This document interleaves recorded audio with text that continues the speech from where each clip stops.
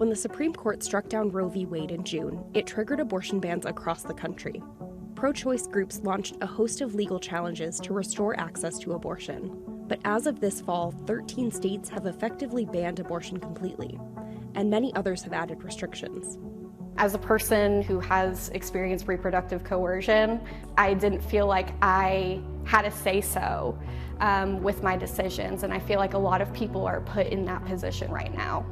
Most Americans think abortion should be legal in most or all cases, according to a Pew poll from this summer. My body, my choice. My body, my choice. You will never stop us. You will never stop us. Now, many pro-choice advocates are focused on establishing abortion as a right in their state constitutions.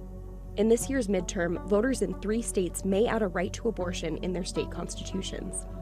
In Kentucky, where abortion is already banned, voters will decide whether to affirm there is no constitutional right to abortion. So if Amendment 2 passes, Kentucky will be just another state where abortion is illegal in all cases, and women have to leave the state, travel great distances in order to get the care that they need.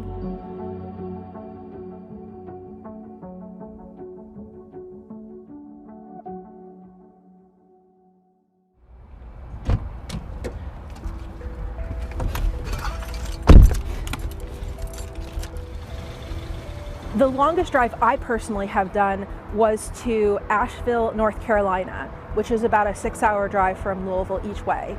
So I woke up around 2:30 a.m. that day, and then I got home at around 7 o'clock that evening. It's satisfying in the sense that, like, I'm helping someone in a very practical, visible way, but also frustration that this type of help is necessary. Anastasia is one of about 20 abortion transport volunteers with the Kentucky Health Justice Network. Patients are often referred to them by out-of-state abortion clinics, which often have few appointments and long wait times. Even when Kentuckians can get an appointment, they often have no way of getting there or affording it.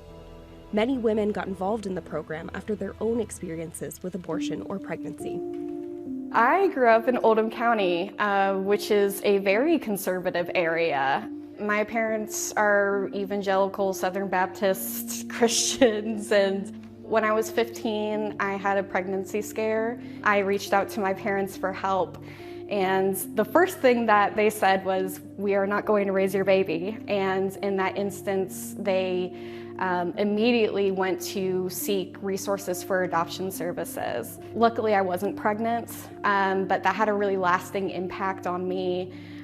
Feeling like I was potentially going to be forced to be pregnant when I didn't want to be. So I think I have a lot of empathy for people who are being put in situations where my worst fears are their reality. And so I think for myself, I just want to be in a position where I can offer accompaniment and resources to people so they don't have to be traumatized in that way.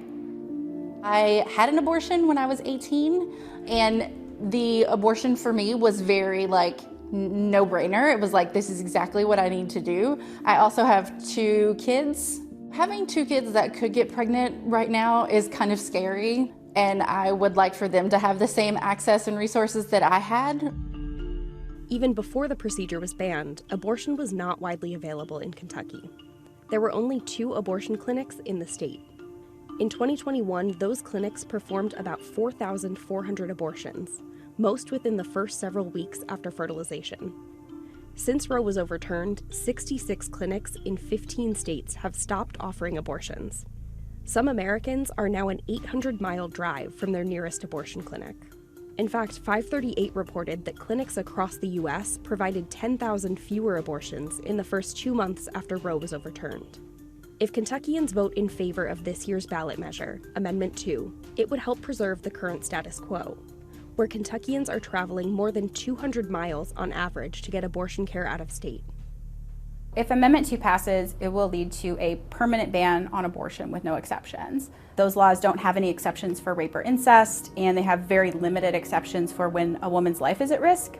When you start doing this work, you end up sort of collecting stories of people and their experiences with abortion or pregnancy loss, and that is what keeps me doing it. And it's just really cool to see people who have never knocked a door say like, hey, I will go talk to my neighbors about abortion, which I feel like maybe pre-Roe being overturned, that might not have been as likely to happen, but that is what people are signing up for, and they are ready and raring to go. We're canvassing for the No on 2 team. Perfect. And we just wanted to talk to you today about what we understand your position is, which is no. Yes. I'm open that I did have an abortion at 26 and I just was not ready to be a mother. I went to EMW and the protesters were traumatizing. That was the worst part of the whole experience. So we gotta spread the word. We gotta spread the word. The midterm election will be an important test of where voters in many states stand on abortion. In Kentucky, it could reinforce the current status quo, where accessing an abortion requires spending a lot of money and traveling a long distance. We're all learning this together. I think that every week we learn something new, and every week something else changes. So I think that it's been difficult for all of us to tread these waters, but I think that we're all dedicated to our mission. The fact of the matter is, a person who does not want to be pregnant should have the option to not be pregnant.